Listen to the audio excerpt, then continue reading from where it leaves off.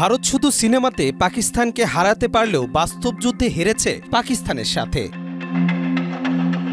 সম্প্রতি ভারত পাকিস্তানের মধ্যে সংগঠিত আকাশযুদ্ধে বৈশ্বিক প্রতিরক্ষা ভারসাম্যে বড় ধরনের নাড়া দিয়েছে।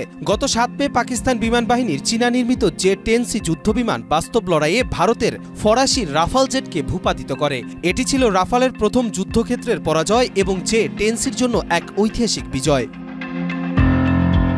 মাত্র $4 কোটি J-10C দ্বারা প্রায় $12 কোটি রাফাল ধ্বংস হওয়া প্রযুক্তিগত উৎকর্ষের পাশাপাশি কৌশলগত অগ্রগতিরও প্রমাণ। এই সংঘর্ষে রাফালের উন্নত মেটিওর ক্ষেপণাস্ত্রকেও কৌশলে পরাস্ত করে চীন PL-15, যা যুদ্ধক্ষেত্রে কিলচেন রাডার, যোগাযোগ ক্ষেপণাস্ত্র কৌশলের সম্মিলিত কার্যকারিতাকে সামনে নিয়ে এসেছে।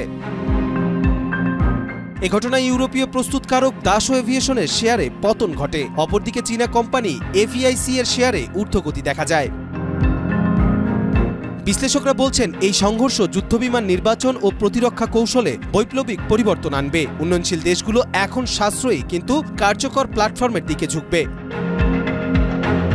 সবশেষ এই লড়াই পাকিস্তানি পাইলটদের কৌশলগত দক্ষতা, উচ্চ প্রশিক্ষণ ও নেটওয়ার্ক কেন্দ্রিক যুদ্ধনীতির সফল প্রয়োগের এক অনন্য দৃষ্টান্ত স্থাপন করেছে। এটি প্রমাণ করে আধুনিক যুদ্ধে জয়ের চাবিকাঠি কেবল বিমান নয়, বরং সম্পূর্ণ সম্মিলিত যুদ্ধ ব্যবস্থা।